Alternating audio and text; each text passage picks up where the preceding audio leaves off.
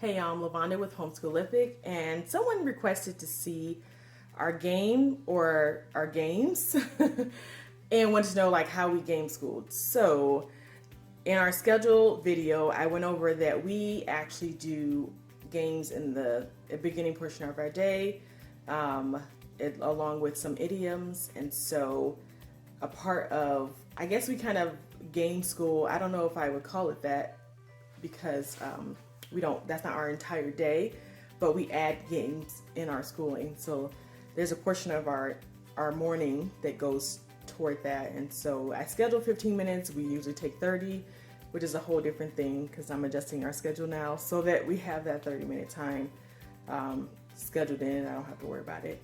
But anyway, I figured I'd show you all what games we have and kind of go over the importance of making sure your kids play games and what they teach your children. Here's our game collection.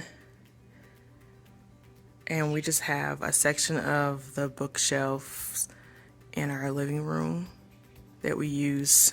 Well, the top one's not a board game, but that's where I store it. It's a snap circuits board and pieces. Okay, so we'll start from the bottom. We've got the allowance game, rhyming words, Monopoly Here and Now, Don't Wake Daddy, Scrabble, Pandemic, or tower tennis, that's more of a different type of game. Tippet, a balancing game, bingo, Bible verse matching game, Celebrity Head. We've got Boggle Jr., Clue, Builder Boom, a fun architecture game. We've got Zingo, Family Feud, and Mancala. Our box of questions we always keep here, but that's more of like a the icebreaker type of a thing. We've got Spot It. Catchphrase. I think under here is like a Chinese checkers type of game. We've got little one felt checkerboard and one felt, what is that? 3 across. What is that thing called? Okay, so this is tic-tac-toe, and then we've got the checkers. So let me just move this out the way so we can see. These are kind of our favorite games, are the card games that we have. So we'll start on the right. So we've got Pit, which is a fun game on the stock market. Apples to Apples. Picture It, which is a drawing game. Charades, cards, Monopoly Bid, Monopoly Deal. Sorry guys, they're upside down, I know. And then this top one is a rock, paper, scissors. And then this whole container here is filled with playing cards and dice. We're from Las Vegas, so they give those away plenty, but we have lots of games that we play with playing cards. We've also got Uno cards in there for both of them. The next one, we've got Monopoly Cheaters Edition, Race Through Space, Guess Who, Slow Motion Race Game, the Scrambled States of America game. There's an automatic playing card shuffler that we purchased for like I think it was like $7. I know it was less than 10. And we thought we were getting a great deal, but it does not work. I don't know why. So I don't know. I don't know if it's user error. We were doing it right, but we all tried it. But anyway, we've got the Office trivia game, which is more for the adults because our kids don't know about the Office. They don't watch it. Obviously, it's not for kids. Quick Cups, a fun game. Connect 4, Don't Break the Ice, Sorry. Up here we have our checkerboard / chessboard, and inside that baggie it has the pieces for both. There's Jenga, we've got Blindfolded Twister, a game called Don't Step in It, and then another version of blocks that came with, that I think someone gave those to us, but they're pretty much just like Jenga. It's a stacking game. And then at the top I keep our circuit board. So let me move this stuff back over. Oh, you guys caught a glimpse of an old photo.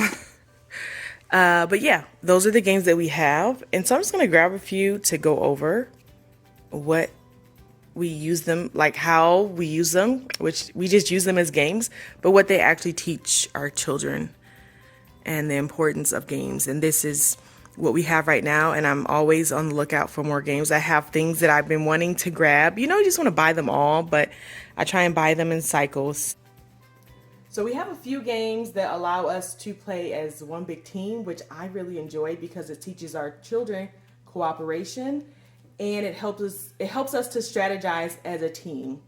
So one of them is a game that I purchased for our unit study, and it's called My First Castle Panic. And they have the original one, but we purchased this one because it'll be easier for our boys who are younger, and we actually really enjoy it. The idea is to decide as a team. We make decisions and we strategize so that our castle doesn't get knocked down, and that's a fun one. Another one that we have that's a cooperation game is Pandemic. We bought this well before the pandemic, and we've been playing it for a few years now. We love it. It's a game that we've tried to include as many people in because we have yet to beat this game. I don't know. In our minds, we've told ourselves that if we beat this, it'll all end, and so we haven't beat it yet. But we played it with cousins from Michigan several years ago and loved it, and so we bought it for our family, and we really enjoy it. And so everyone has a role that they play in the game, and the idea is to stop outbreaks and eradicate diseases. And so we've got cooperation. You know, it teaches cooperation. It also focuses on strategy as well as, you know, it shows it's geography. It's a map of the world. And so there are lots of different things like that. So I'm gonna put this back, and then I'll put this, I guess I'll put this up here. I'm just nervous because sometimes I reorganize this because kids get in it and they do stuff. And there's pieces in different places and fun things like that. You know, another one is charades. That's a fun game that we all that I like. So I'm gonna pull out some games that I like because it helps the kids to use like more details. Charades, they're acting out whatever the word is. We all know what charades is. And so I like to see them just be creative in how they're trying to communicate, because there are times where you might have to communicate with someone in a different language that doesn't know what it is. And I might be reaching, but honestly, sometimes we have to communicate with people and we don't know their language well. And so we use our emotions, and we try and do things that might help someone else to understand us better. And another of my favorites is catchphrase. Catchphrase I love because it helps our children develop descriptive words better.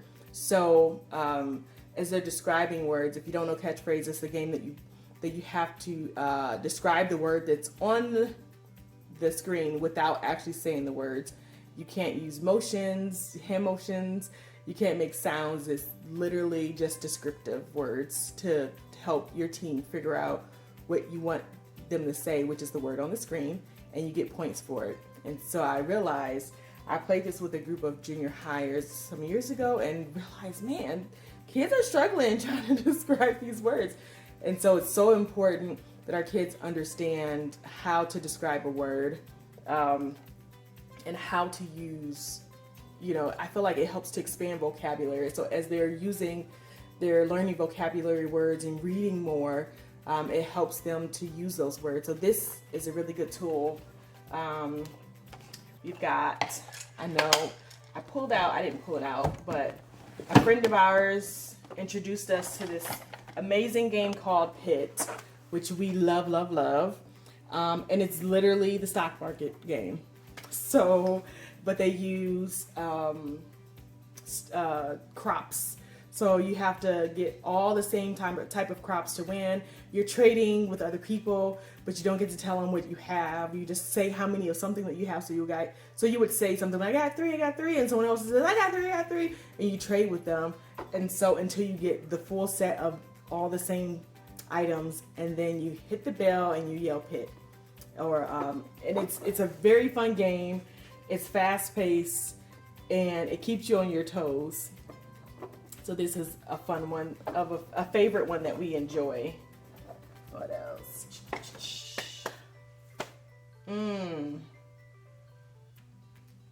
I feel like the games teach you so many things, from strategizing to cooperation. If you're playing the games that are group games, they also teach you deductive reasoning. So you've got a game like Clue, where you're trying to decide who, based on these details, would be more likely to have done this crime, right? In which room, with what are those things? Weapon. with which weapon did they use? And so games teach our children so much. We've got games that help them with math, and even in some of them where there's geography involved. And with Pit, there's also math involved in that, because you're adding up points. And if you're playing Uno the right way, it's actually based on points, and I think it's the first to 500 or 250 or something like that. But there are different ways that the games teach your children so much. That's why games are so important in learning, because if nothing else, they make it fun to just practice these skills that our kids learn that we don't even realize that they're learning while they're playing games. And once you kind of go through all the things that your kids learn while they're playing games, and I'll just kind of have a flowing list, so you can just watch this. And if you're looking, I'm gonna write down, I'll show on the screen all the things that your kids, all the ways, because I wrote it down and they're not all coming to me right now, but all the ways that playing games teaches our children. So I think that's all I kind of wanted to go over. And we've got a few games that focus on architecture, which are really fun. So the build and boom game over here. So the idea is that they build it, and then the first person to finish building it based on the card, because they're both building the same type of a structure. If what they're building isn't sound, then it falls apart. But if it's a good structure, then it stays up and they don't have to worry about it. And they can kind of keep going until they go back and forth and someone else's falls down. So I enjoy games when there's no screens. We like to play them, which is typically during the school days. We do not allow screens. Our kids usually try and binge on the weekends because of that. But we thoroughly enjoy games. Oh, let me show you all one more thing. Okay, so maybe a couple more things. One, Oregon Trail. I know they have the board game version, but we purchased the computer version, and y'all have to ignore my nails. They're going through something. I need to redo them. But I'm trying to hide it so you don't see. Anyway, Oregon Trail. We love this game. And if you know Oregon Trail, the idea is that you're, or if you don't know it, most of our generation does. Our kids probably don't, but you're getting supplies because you're going on this trip across the country, and it's essentially trying to keep everyone alive while you make this trek through the snow and the rain, and wading the water and all that. And so it's a game of like real life skills that are helpful. You're learning how to budget because you have to buy supplies. You need to know what kind of supplies you need. You're learning this shows you how to like scavenge for food. So there's a part where you're fishing or hunting, and it's a really, really fun game. So we have introduced our children to it. My husband and I play by ourselves sometimes, just for fun. I remember the first time, shortly after we purchased it as adults to play, and we were so excited. My husband and I get on there, and we made the mistake of naming everyone in our group our family names, and so eventually, unfortunately, people start to die. So it's like those people, our family starts to die off, and we're like, no. It feels a little different when it's like that. But anyway, now we just kind of give them random names, sometimes the same, but we do our best to keep everybody alive, which is not always successful. Another thing that I really enjoy are game buzzers. You can turn just about anything into a game, whether it's memory work, or just general knowledge of, if you're trying to teach your kids something, to see who knows it the best. So this one is a fun one because they all four, it's from Lakeshore Learning, they all four make different sounds, and the kids enjoy it. So we usually take anything that needs to be memorized, or any facts, interesting facts that we need to learn about. And as we're learning, we turn it into a game form to see who's the best. And so I think that's all I had for you guys. And I hope you all enjoyed this video. If you have other game suggestions, I probably already have them in my save for later part on Amazon for other games. I try and wait for Black Friday for certain games. There's a couple games I'm hoping to add to our collection, especially as our boys get older. It's easier for them to play. There's some games that are, but they're like $50, and I'm waiting for them to go cheaper. And during Black Friday, we typically see the games go on big sales. So we'll stock up. We'll buy like one or two just really fun games that involve a lot of moving parts, and not actually moving parts, but strategizing and that kind of thing. So let me know what games that you all using at your home. I don't even want to say homeschool, but what games are you using at home that you love and enjoy? As you're playing these games, pause for a minute and think about what the games are actually teaching you. What do you other than obviously them being fun, what are you learning? You don't have to say anything to your kids about it. Sometimes they don't want to know that this game is learning. Like, they don't want to know that they're being taught things using this game. They just want to have fun, and that's all they want. And I think that's important, learning that learning is fun and can be fun. So thank you for watching this video. I hope you all are enjoying our Vlogmas so far. Remember to comment below which board games that you all play in your family, or computer games. Let us know if you have any questions or want to see our family play a game. Forewarning, right? Things get interesting when you play games.